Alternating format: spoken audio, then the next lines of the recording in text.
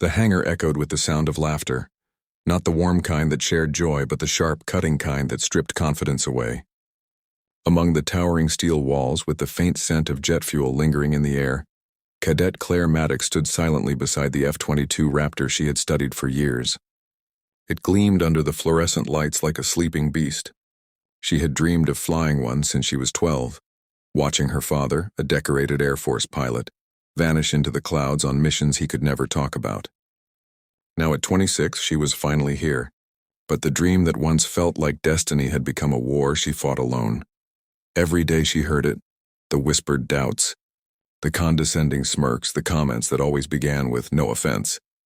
Her instructors questioned her discipline, her peers mocked her determination, and the word pilot seemed to carry a different meaning when attached to her name. "You're not pilot material," one of them had said during training, smirking as she fumbled a landing simulation. "You should stick to ground support." Those words clung to her like mud on her boots, refusing to wash off no matter how hard she trained. But Claire had learned something from her father before he passed, that every battle begins long before the first flight. Training days were brutal. Mornings started before sunrise and nights ended with exhaustion so heavy it blurred her vision. She memorized flight patterns, practiced emergency landings until her fingers cramped, and spent hours studying the mechanics of the aircraft she wasn't yet allowed to touch. The others went home laughing, but she stayed behind in the simulator room until the janitors turned off the lights. Every failure etched itself deeper into her skin, not as shame, but as fuel. She knew she couldn't outtalk them, but she could outfly them. The day of the evaluation came with a sky painted in dull gray clouds. It was the final test before assignments were given, a live simulation flight. Each cadet would take the F-22 through a controlled airspace pattern, testing reflexes, decision-making, and stability under pressure. Claire's name was last on the list. The others performed with confidence, cheered on by their squad mates. When her turn came, silence swept across the hangar. She could feel their stares, the weight of every doubt pressing against her back. The crew chief, a grizzled veteran who had seen hundreds of pilots come and go, handed her the helmet without a word. She climbed into the cockpit, and for the first time in her life she felt like she belonged. The canopy sealed shut, and the world outside disappeared. The control panel blinked to life beneath her fingertips. The familiar hum of the engine vibrated through her bones. Her heartbeat synchronized with the rhythm of the machine, steady, focused, alive. As the jet roared down the runway, her doubts burned away in the exhaust.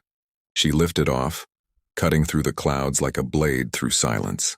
Every movement, every turn, every climb felt like poetry written in motion. But then, mid-flight, disaster struck.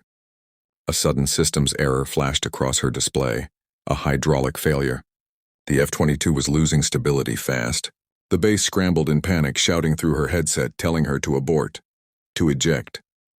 But Claire's hands didn't shake. Instead, she remembered the endless hours she'd spent studying emergency overrides, the same procedures most cadets had brushed off as unnecessary.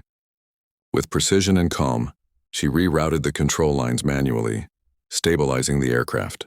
The jet steadied, trembling but obedient, and she guided it back into formation as if nothing had happened. When she landed, the hangar was silent. No one laughed this time. Her flight data replayed on the big screen, flawless until the malfunction and masterful afterward.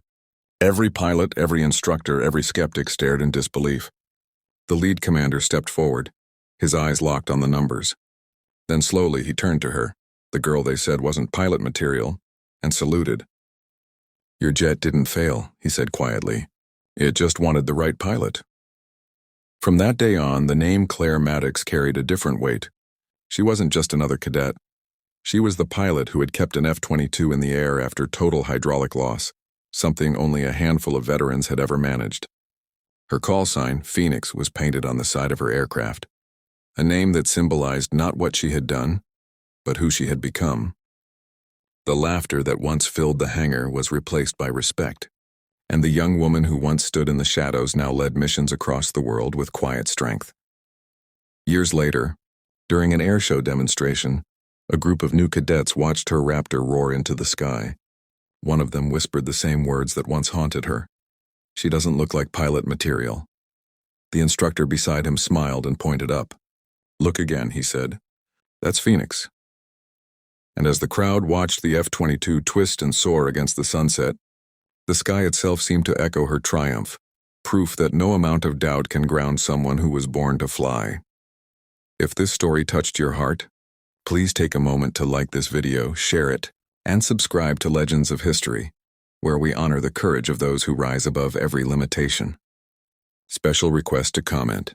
Tell us in the comments, what moment in your life made you prove everyone wrong? Your story might inspire someone else to take flight.